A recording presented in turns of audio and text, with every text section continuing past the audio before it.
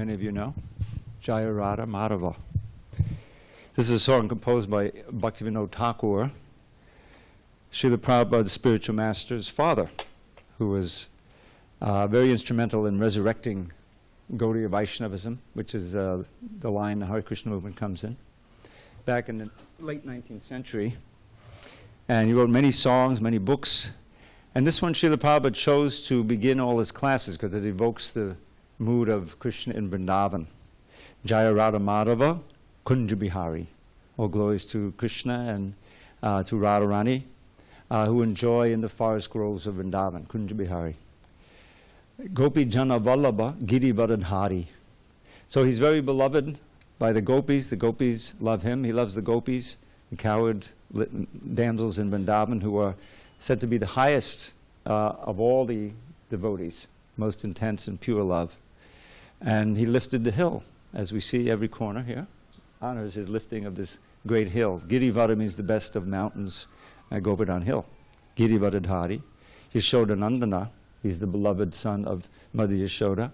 Braja Jana Ranjana, he delights all the residents of Vrindavan with his pastimes, his beauty, his love, everything.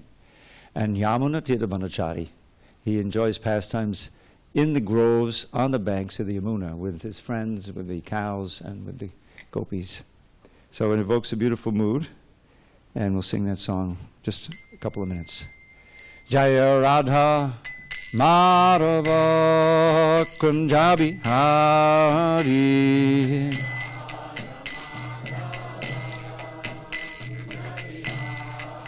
And Jaya Radha Madhava Kunja Bihari.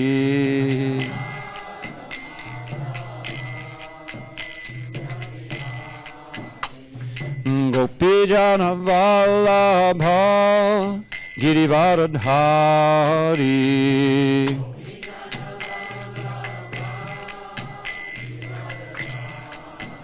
Jaya Gopi Jana Vallabha Girivaradhari.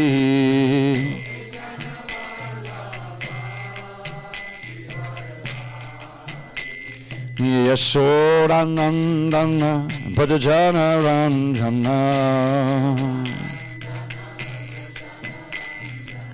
Yashodanandana Bhajana Ranjana.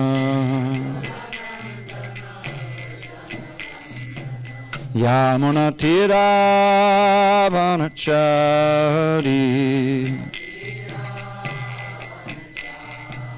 Yamuna Tiravanachari. Jaya Radha Madhava Kunja Bihari.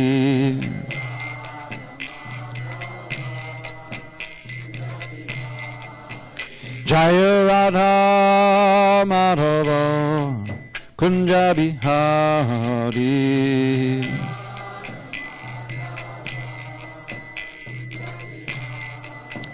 Jaya Radha Madhava Kunja Bihari.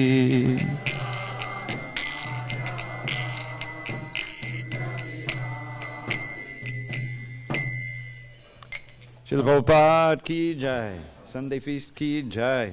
srimadbhagavatam ki jai. Okay. So this theme of this evening's discussion is peace. How can we get peace individually and socially? This is a pressing topic, and we will try to explore that tonight on the basis of the Srimad Bhagavad Gita as it is. Om Namo Bhagavate Vasudevaya. Om Namo Bhagavate Vasudevaya. Om Namo Bhagavate Vasudevaya. On this 29th day of September 2019 in SanDiego, reading from the Srimad Bhagavad Gita as it is at the Sunday Festival. And we'll first be reading from the end of chapter 5, entitled Karma, Yoga, Action, and Krishna Consciousness. This book, of course, is spoken by Krishna, and the translation and commentary is by His Divine Grace, A.C. Bhaktivedanta Swami Prabhupada. So this verse, some of you may know, Prabhupada dubbed it the peace formula. So if we want to talk about peace, this is where we start. I'll chant once, and some of you can repeat. Bhoktaram yagyatapasam sarvaloka maheshwaram sudidam sarvabhutanam gatva mam shantam richati. So Lord Krishna says to Arjuna, a person in full consciousness of me, knowing me to be the ultimate beneficiary of all sacrifices and austerities, the supreme lord of all planets and demigods, and the benefactor and well-wisher of all living entities, attains peace from the pangs of material miseries. So I'm going to read this purport. I may break it up a little bit, but it's very important. Purport. The conditioned souls within the clutches of the illusory energy are all anxious to attain peace in the material world. But they do not know the formula for peace, which is explained in this verse of the Bhagavad Gita. The greatest peace formula is simply this: Lord Krishna is the beneficiary in all human activities.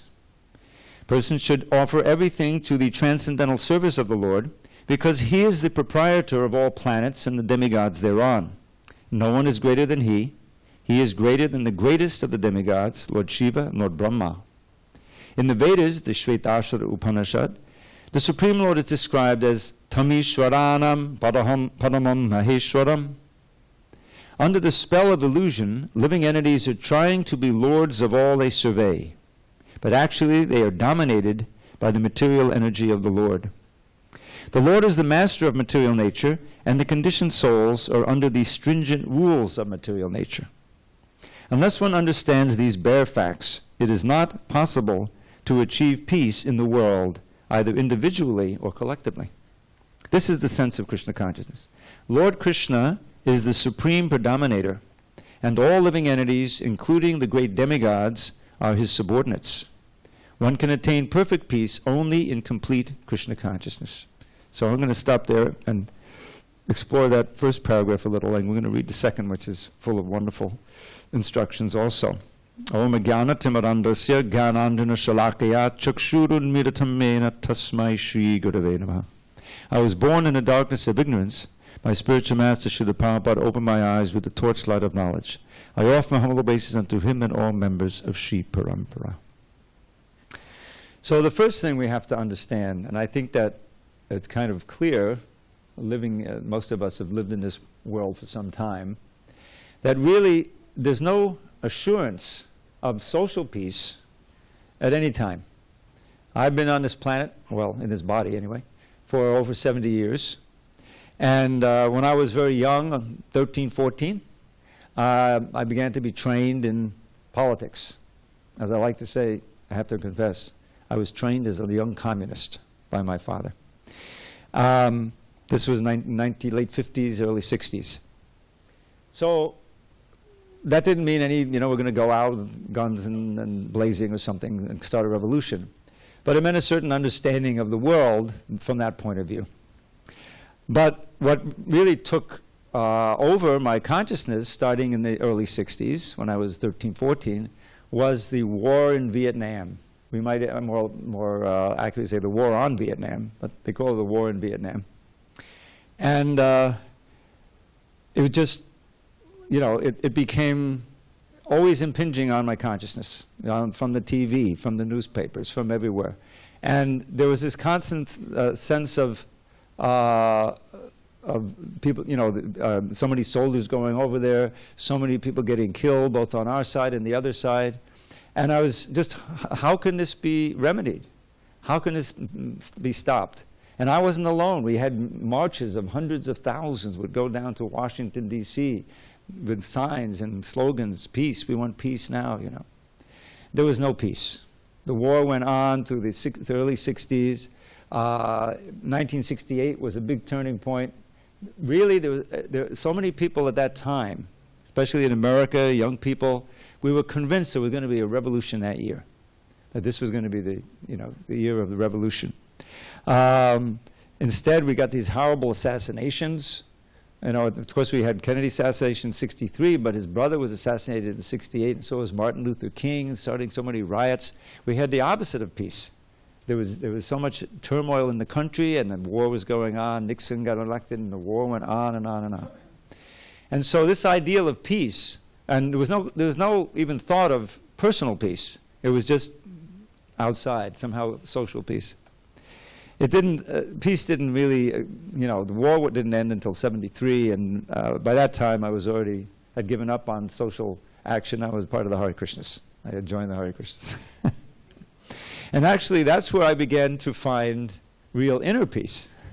In spite of everything that was going on, I stopped identifying with all of that, and I started the practice of bhakti yoga. And really the first lesson in peace comes in chapter 2, and it's summarized in another verse. And these two verses are very much related, and so I'm going to read this one. This is a short purport. And this is text 71. It's the next to last verse in the whole chapter. And the word shanti, you can listen for that word shanti, which means peace. It's a well-known name. I'm sure that's an English word by now. The English vacuums up all kinds of popular words. Vihaya kama nyaksarvan pumang chadati nikspraha nirmamondara hankara sashanti madigachati. A person who has given up all desires for sense gratification, who lives free from desires, who has given up all sense of proprietorship and is devoid of false ego, that person alone can attain real peace. And just read this short purport. To become desireless means not to desire anything for sense gratification. In other words, desire for becoming Krishna conscious is actually desirelessness. To understand one's actual position as the eternal servitor of Krishna, without falsely claiming this material body to be oneself, without falsely claiming proprietorship over anything in the world, is the perfect stage of Krishna consciousness. One who is situated in this perfect stage knows that because Krishna is the proprietor of everything, everything must be used in his service. Arjuna did not want to fight for his own sense gratification, satisfaction, but when he became fully Krishna conscious, he fought because Krishna wanted him to fight. For himself there was no desire to fight, but for Krishna the same Arjuna fought to his best ability. Real desirelessness is desire for the satisfaction of Krishna, not an artificial attempt to abolish desires. So the attainment or the development of real peacefulness starts within. One can be in the most peaceful external condition, but still be in a totally agitated state of mind. We may have been in that position ourselves. There's no cause for peace, for any agitation. You're out in the country, the weather is ideal, the birds are singing, but you carry with you some disturbance that has occurred. Someone has jilted you, or you've lost some money, or whatever it may be. You failed the test, didn't get into a college, whatever. A million things could happen. And your mind is agitated, isn't it? So what causes that? Frustration of our desires in this world. Frustration of this, which is inevitable. It's inevitable sooner or later that you'll be frustrated. Every child knows that, right? You grow up, you have certain desires, your mother says no, and immediately you're ruining my life, right? There's a whole, the child feels frustrated, may cry, and throw a tantrum. This is part of growing up.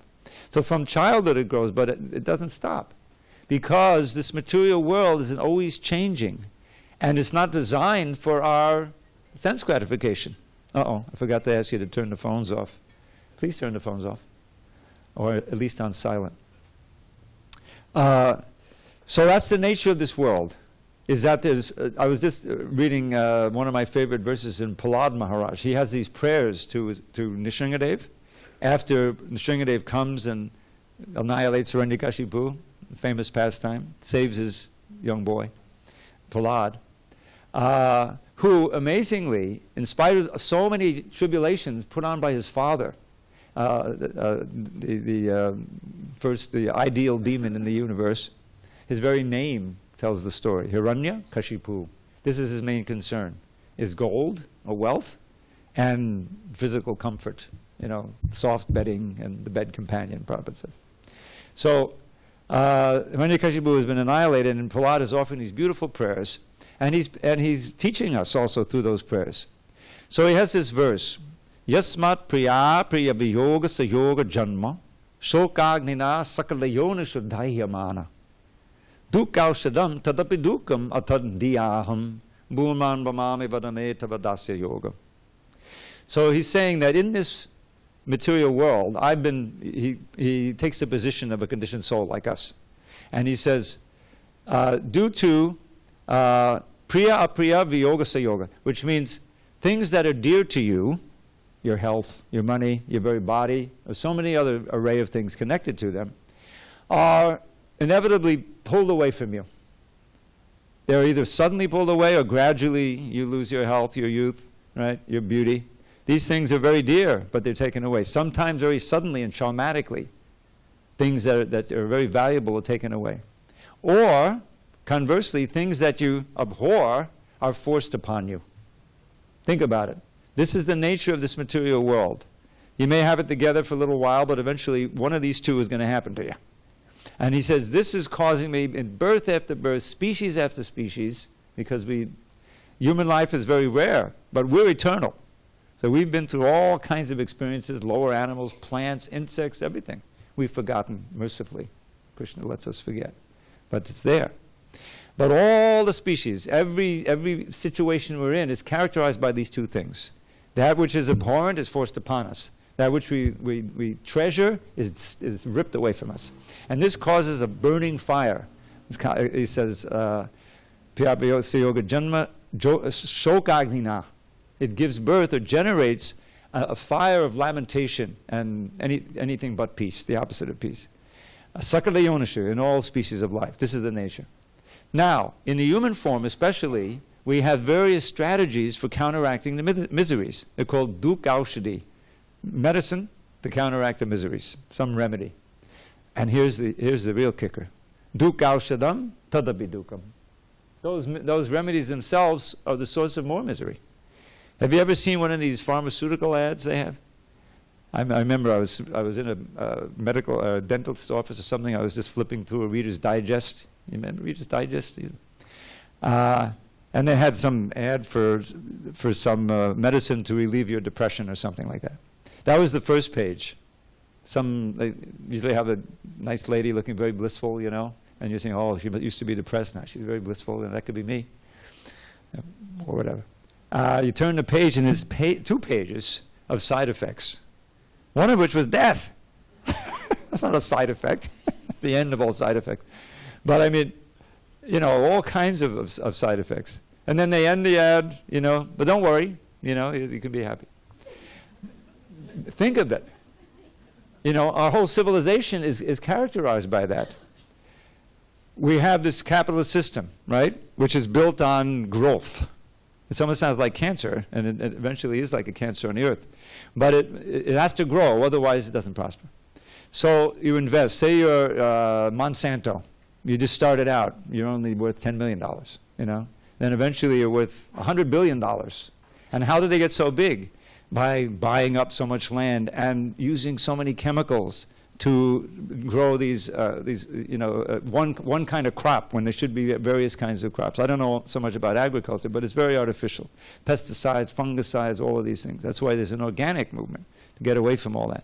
All that goes into the drinking water, goes into your food, goes into your body, and they don't test that. They don't know how these things react, and you know, all these things. So the remedy, the problem is there's not enough food, so they create this agribusiness, and the result is that people are getting sick, and there's all kinds of things, and there's obesity, you know, because of the artificial processed food and everything.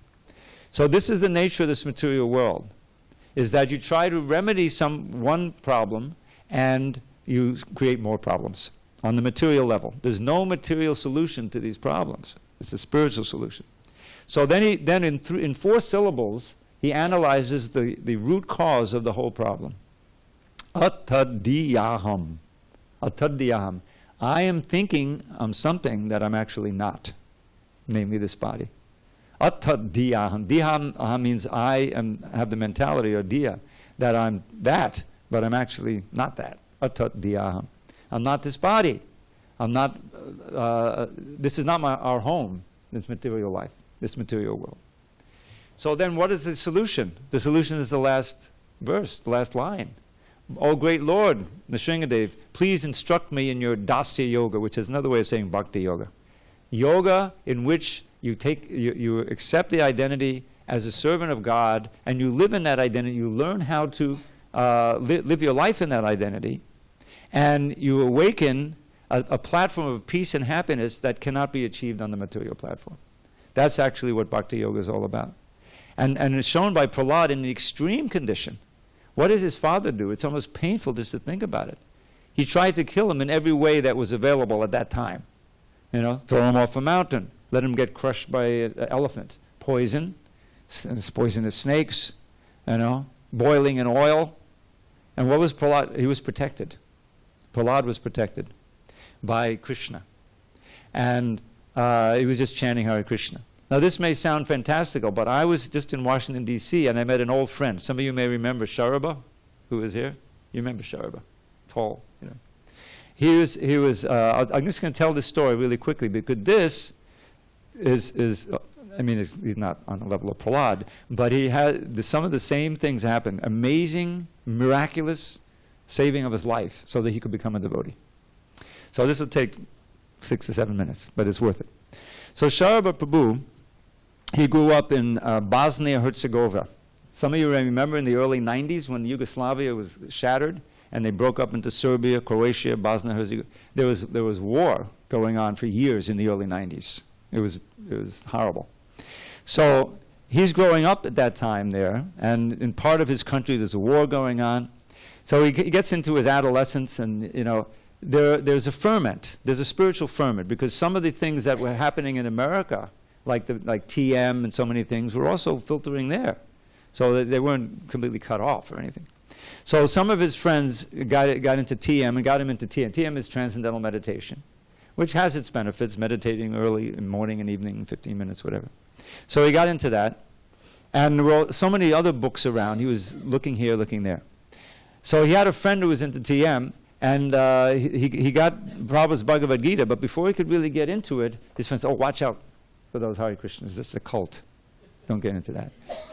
So he got deviated for some time. And eventually he met another friend who had a whole room. He lived in 2 rooms. He was a single guy, maybe 20, 21. And by this time, Sara had been in the army and got out of the army. So he was really, what am I going to do with my life? You know, he was searching. So he kind of lived, he roomed with his friend. One of the rooms was full of books, all kind of spiritual books. And Sharab would read one after another, Came back to the Bhagavad Gita, and it got his heart. Finally, he said, this must be, I got to investigate this more.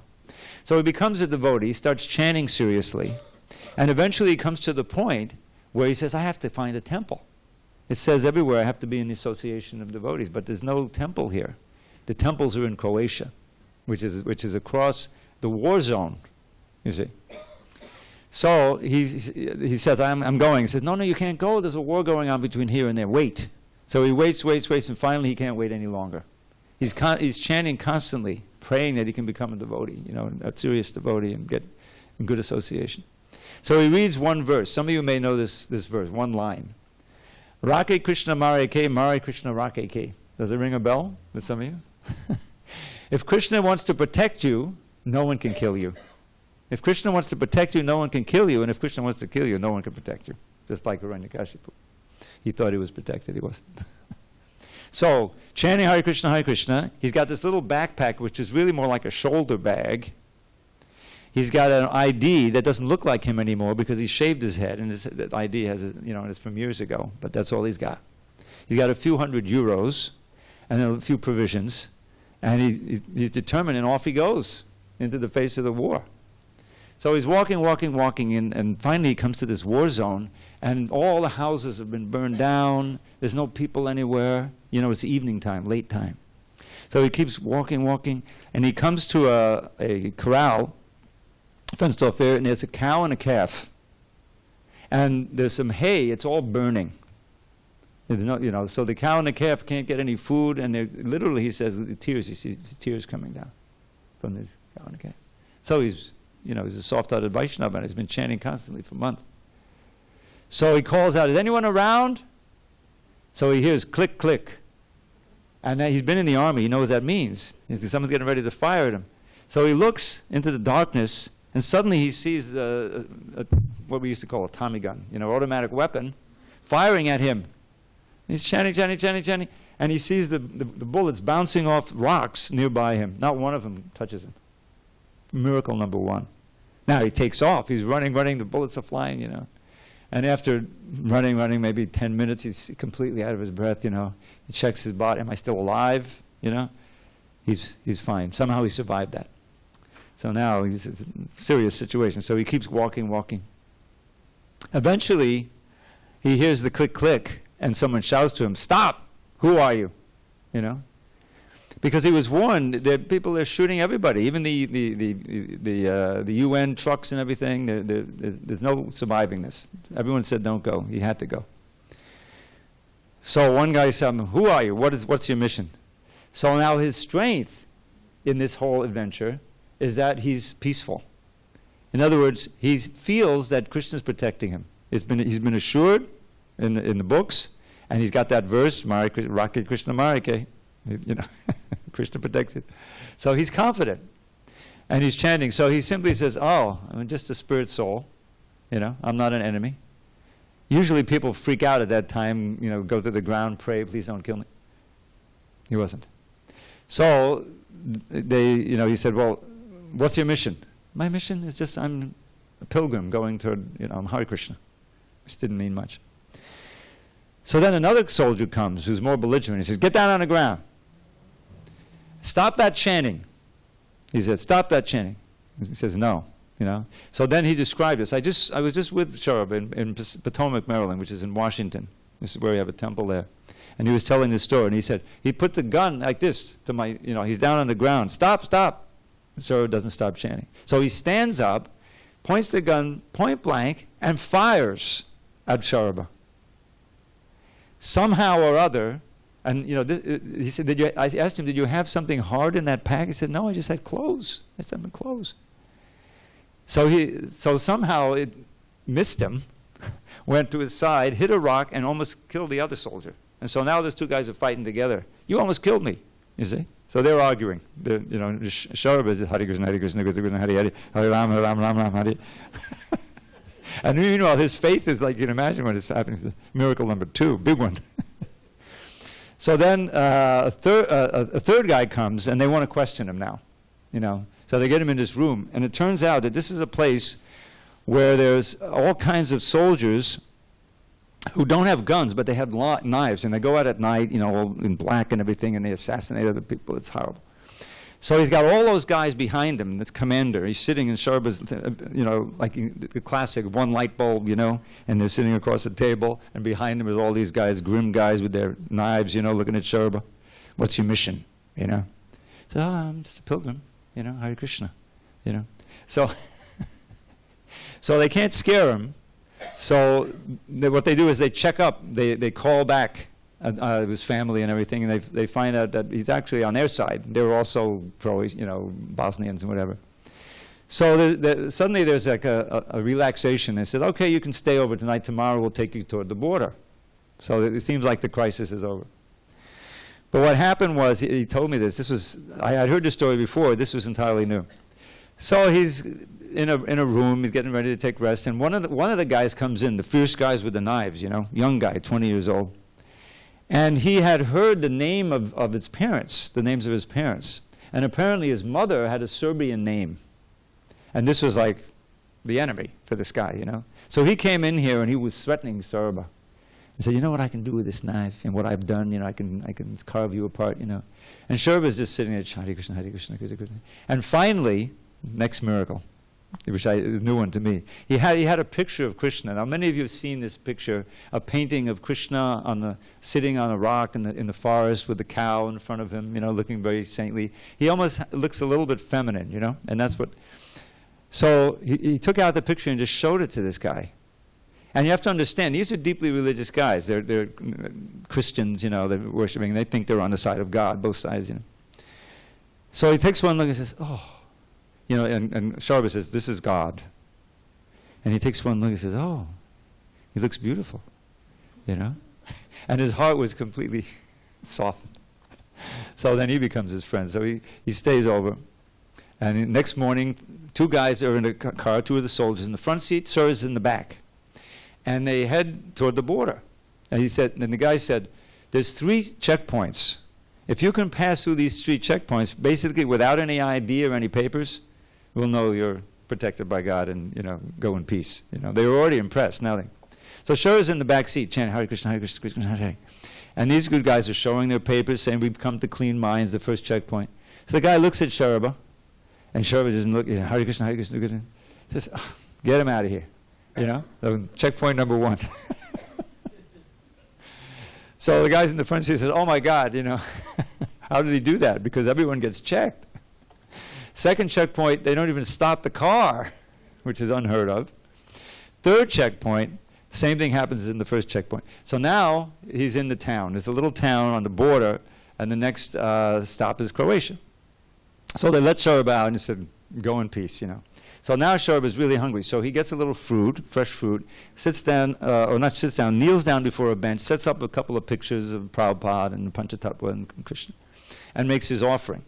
Now while he's making his offering, because now he's feeling kind of empowered, you can imagine, he's making his offering, a couple of cops come and he says, stop, I'm making an offering, okay?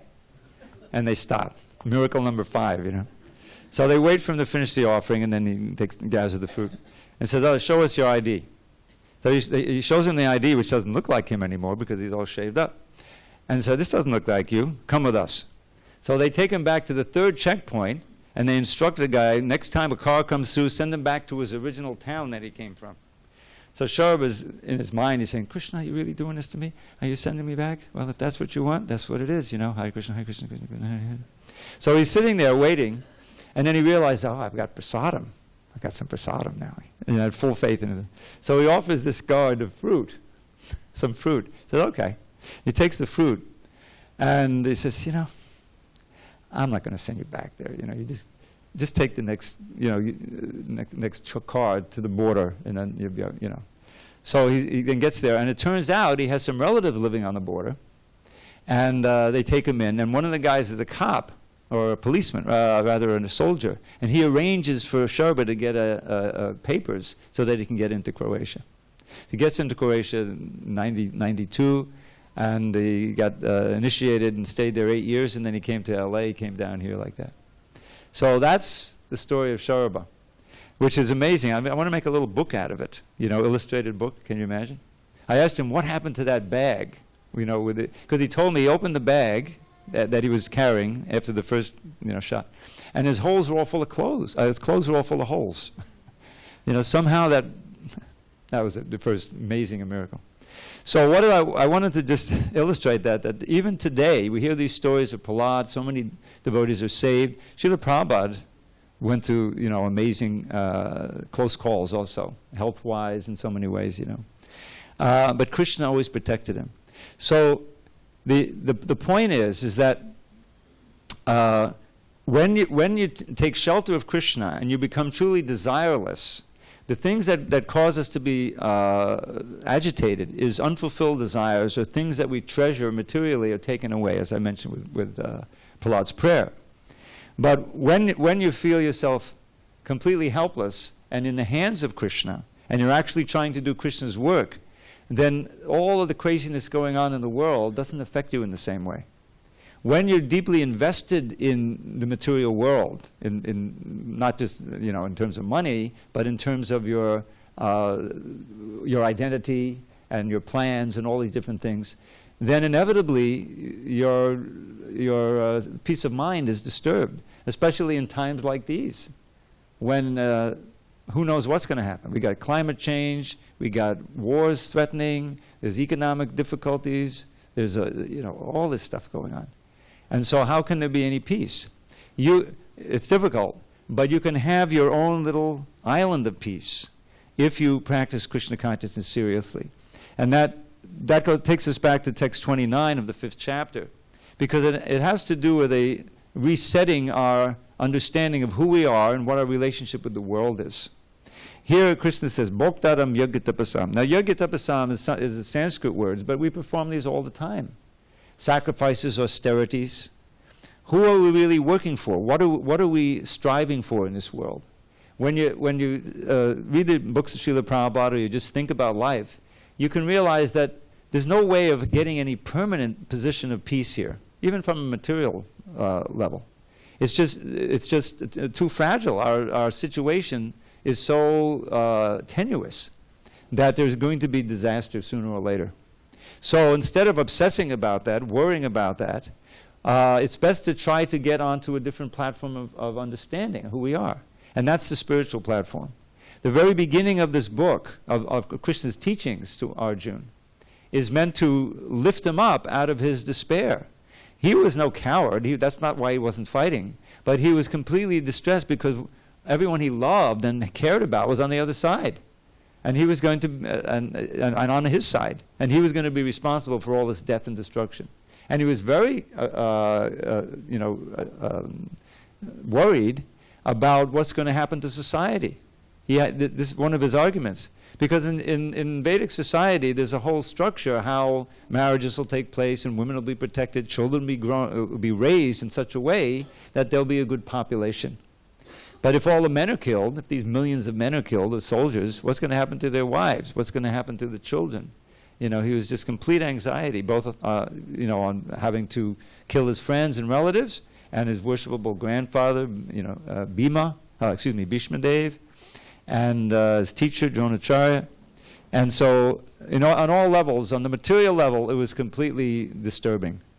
But he didn't act on that. Rather, what he did was he turned to Krishna and surrendered to him as his disciple and said, now please instruct me in the absolute, In other words, I can only solve my problems by turning them over to you and you instructing me. And that's what the Bhagavad Gita is. Arjuna really, he represents us. He represents us in our material dilemma. How can we adjust things to avoid the calamity? And sometimes it's completely impossible on the material level. There has to be a spiritual adjustment. And that spiritual adjustment is recognizing the ultimate proprietor, owner, and very important, Suridam Sarvabhutanam. Krishna is not just the controller and the owner and everything. He is our best friend. He is trying to help us by this instruction.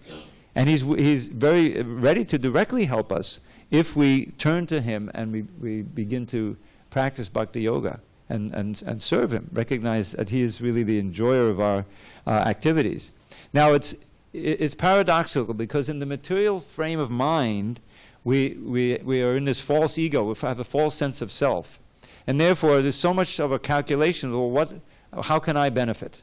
On the material, on the bodily platform, physical platform, mental, emotional platform. But actually, all of that is based on what we call a false ego, false sense of self. We're not the body, we're not the mind either. We're not even the intelligence. We're spirit, soul, which is animating all of these. And as spirit souls, we can be satisfied when we serve and when we delight in the pleasure of the Supreme Spirit Soul. We're part and parcel of Krishna. The example given is a very cogent example. It's like the body itself. When we eat something, we first of all we have to work to get the money to buy it and prepare it, and all of that's done by the body and the mind. You see, but the body and the mind, they don't eat directly, right? We feed the mouth and it goes into the stomach. So, but when all the other organs cooperate to feed the stomach, then they get nourished and they're happy, you see. So similarly, we're part and parcel of Krishna. There's the part of the philosophy you may have heard, achintya beta beta tattva, that rings a bell with many of us, right? Means inconceivably, simultaneously separate from Krishna, separate from God, and one with God. So we shouldn't forget the oneness. Now in Bhakti we emphasize the difference because we want to serve Krishna and have a rasa, have a relationship. Just like if you love someone, you don't want to merge with them. You want to have some relationship, right? So we don't want to merge with Krishna, and we're not completely different either. So the idea is that since Krishna is always full of bliss, and where does he get his bliss? From the relationships. He's not just sitting there in bliss and indifferent. He's expanded himself to enjoy these unlimited relationships. And when you read the pastimes of Krishna, in the Krishna book, the 10th canto, available, you'll see that that's what his pastimes consist of. A series of relationships, right? Even with the demons that he kills, there's a relationship there. He's blessing them by killing them. Nobody's killed. Nobody dies. The souls are still there. But they're purified by getting annihilated by Krishna. So we don't want that kind of relationship with Krishna. We want a relationship of loving exchange. So that gives Krishna happiness, and it gives us happiness. You see? The more that we are conscious of Krishna and our relationship with him and try to live in that relationship through the medium of the spiritual master and the devotees, but always on the foundation of the transcendental sound. This is the great blessing of this age, is that just by vibrating this Hare Krishna mantra, or any bona fide mantra of Krishna's names, just like we were chanting Govinda Jaya Jaya Gopala Jaya Jaya. A wonderful mantra Krishna Prabhupada gave us, it's bona fide. Consists of Krishna's names. That puts us directly in touch with Krishna because he's absolute, and through the sound he can invest his energies, and we become purified and Krishna conscious in that way. So, Bhoktaram Yagitapasam, whatever we do, there should be, we need to maintain ourselves in this world, obviously. But at the same time, we should give as much as possible for the benefit of Krishna. Either directly serving, coming, hearing about him, reading his books, distributing his books, teaching, or so many other services, putting something into the handi. There should be an element where we're sacrificing for Krishna, performing some austerity. And then, because he's the Lord of all planets, and Suridam Sarvabhutanam, Krishna is within our heart as the super soul. He has our best interest in mind. A surit is a friend who always has your welfare in mind. Where can you find a friend on a material plane like that? We may have a good friend, but there comes a time when, sorry, you can't sleep on my couch anymore, right? I don't want you to be friends, but it's too much already. There's always a limit on the material. But there's no limit. Krishna always has our best interests in mind. We have to have that faith. And if we understand that, we can attain peace because we can gradually reduce the fire of our material needs and our material desires. This is the other verse. Getting the higher taste. Just like, what is it, this is a verse by Chaitanya Mahaprabhu in his teachings to Sanatan. Who is peaceful? There's basically 4 categories of human beings. Okay? There's the gross materialists, which are the vast majority. And that includes people who like subtle material things, but it's material. So those are bhakti kamis, those who are very desirous after material happiness. And then there's some who realize there's really no percentage of that because I'll just get another birth. So they're called mukti kamis. They're still kamis, means they have strong material desire for their own benefit, but it's to be completely free of birth and death and all suffering on an impersonal level. They want to give up personality and senses and everything entirely, impersonalists. But they're also, material. They're also self-centered. And then there's the siddhi kamis. Just imagine if you could practice yoga and you could do the astral traveling. You could read people's minds. You could get whatever you want just by reaching out. There's the amazing siddhis you can attain. Now the yogis, they often become distracted by these. They may start out wanting mukti, but they end up with those siddhis. And they become powerful yogis, and they come to America, start some website. So these are all ashanta. Bhukti, mukti, siddhikari, sukali, ashanta. We're talking about peace. You can't be peaceful in any of these categories. So who's peaceful? Krishna Bhakta Nishkama Ataeva Shanta. The Krishna Bhakta, the pure devotee, has no material desire. His only desire is, how can I serve Krishna? How can I give this wonderful treasure that I'm experiencing to people so that they can be peaceful and happy? This was Srila Prabhupada's passion, but he wasn't a kami. He was a bhakta, meaning he wanted to give.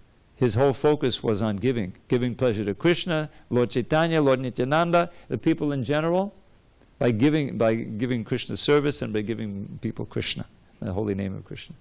And so he was peace personified, even though he went through so many tribulations, but he had this reservoir of peace, and that emanated from him. It was very attractive. So we can even in this disturbed world, which is threatening at every moment. We ourselves can be forces for peace. We can experience it in our own mind and our own heart. Not by going on some demonstration in Washington, which I learned the hard way, but by by learning to serve Krishna and learn the art and science of Krishna consciousness. There are a whole bunch of things. Like you want to attain any kind of goal in life, there's a discipline. It means that there's things to do and things you can't do. And if you follow those, then you progress. Like in college, if you study, then you can pass the test. If you party, then you may fail the test. So I can't party, I have to study now. Right? Do's and don'ts. It's always like that. But here, these are for our eternal benefit. And get to the point beyond all restrictions where you're freely, we can all leave this body at one point, when you don't have to, we don't want to come back. Don't come back. There's a book we put out called Coming Back in the 70s. And the last chapter is, don't come back. Don't get fascinated by this, reincarnation. We know about reincarnation, but we don't want to be part of it anymore, right? This is our last incarnation. We should feel like that. And that means going back to Godhead. So that's, even in this crazy world, we can have our oasis of Krishna consciousness and be relatively peaceful. It's very hard, these things are so unpredictable. But if we're connected to Krishna, we have our best chance of being able to tolerate this world and develop our spiritual life. So we have a few minutes before 7, if there's any discussion on these points. How to be peaceful in an unpeaceful world? Not easy. Okay, so I'll give you a couple of poems. Maybe that'll... Here's a little one called The Fall and Redemption of the Soul. Some of you have heard it before. There's a few words. Let's see. Felicity, of course, means happiness. Asininity, does anyone not know what that means? You know what asinine means, right? Well, this is the noun for asinine. And volatility. Volatility means something that evaporates very quickly. That's one of the meanings. It also refers to something that leaves you very quickly. Where Krishna lives, felicity abounds. With pure simplicity and loving sensibility, all serve him with humility. But when a living entity rejects his true identity, and out of sheer stupidity surrenders to cupidity, he loses all sagacity and with it all capacity to understand reality or curb his sensuality. Abandoning humility, he touts his own ability, forgetting his fragility and fortune's volatility. Immersed in asininity for what seems an infinity of lives devoid of piety, he suffers in anxiety till contact with God's devotee, perhaps of utmost brevity, awakens his affinity for words of the divinity. Perceiving the futility of all his imbecility, the soul regains his sanity and casts away his vanity. Endowed with new humility, he serves with all ability and growing spontaneity his guru and the deity. Regaining his identity, the wayward living entity returns to the fraternity of Krishna for eternity. So we're all on that parabola, right? We're going on back. We've all met the devotee, Srila Prabhupada. And if we have, the more affinity we have for these words, for hearing, Prabhupada says in the second chapter, I believe, first canto, that the first qualification for going back to Godhead is the eagerness to hear about Krishna. Now that doesn't come naturally. There's so many things to hear. Shrotavyadi nirajenda nirang santi sahasrasha. Means there's thousands and millions, and it's been increased by the internet. Tower of Babel at your fingertips. It's very dangerous. But of course, if you press the right buttons, your whole fate is which buttons you press, right? You can go to the sites. There's so many wonderful kirtans on that phone you can get. I was just listening. There's a site you may not know about, dandavats.com. Dandavats is full obeisances. So there's a site that's become almost an official ISKCON site, dandavats.com. And they have a featured video, and the featured video today is a kirtan by B.B. Govindaswamy at the recent Bhakti Fest in Poland. Poland? Not Poland. Ukraine, yes. And my old friend Archita Prabhu was there, and he signed it. He made that video. There's a bunch of them. So it's wonderful, you know, depending on... But getting affinity for that sound, it requires some work and service, as is described. But that's what bhakti does. You want to hear about Krishna, and you don't want to stop hearing about Krishna. You know, Prabhupada on Janmashtami, he would listen to Krishna book, they would be reading, and he would be completely absorbed in bliss, and gradually all the sannyasis fell asleep, you know, at 10 o'clock, 11 o'clock. They had affinity, but not quite as much affinity as pure devotee. But that desire to hear about Krishna and chant about Krishna is the measure of your Krishna consciousness. Because along with that goes the lack of desire for material things. It comes naturally. Vairagya vidya. Okay, one more quick poem and then I'll let you go. Okay? So this is a meditation on Krishna. This verse, near the beginning of chapter 21 of the 10th canto. Now this is a very important chapter. It's called the Venu Gita. One of 4 Gitas or songs by the gopis remembering Krishna's separation.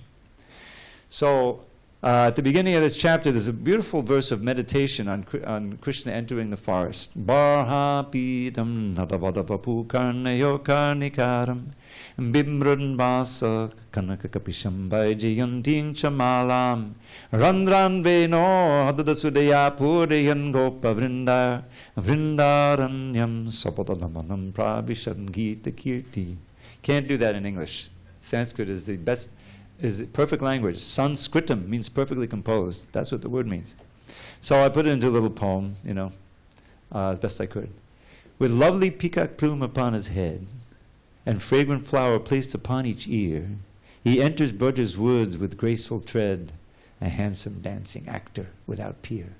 His golden yellow raiment brightly glows, his splendid garland reaches to his knees, and from his luscious lips the nectar flows, and fills his flute with charming melodies. As Krishna thus begins his blissful day, with cowherd friends who sing his glory sweet, he beautifies Vrindavan's forest way with fine impressions of his lotus feet. Okay, we have 5 more minutes. I'll give you one more. Now it includes this poem and another one and a benediction, so it's worth it. Vrindavan's rivers, lakes, and hills ring out with charming hums and trills as flocks of birds and maddened bees rejoice among the flowering trees. To those idyllic woods and glens repairs Govinda with his friends, Sri Rama and the cowherd boys, to taste the most exquisite joys. And as they walk along the way, absorbed in herding and in play, Sri Krishna, beauty absolute, begins to blow his mystic flute. With peacock plume upon his head and fragrant flower on each ear, he enters Braja's woods with tread sublime, a dancer without peer. His golden yellow raiment glows, his garland reaches to his knees, and from his lips the nectar flows and fills his flute with melodies. As Krishna thus begins his day with friends who sing his glory sweet, he beautifies the forest way with fine impressions of his feet. Now, here's the benediction. Samadhi culminates in this, to always see the scene of bliss within oneself and outside too. May Krishna give this boon to you. All glories to Srila Prabhupada. Hari Hari Bol.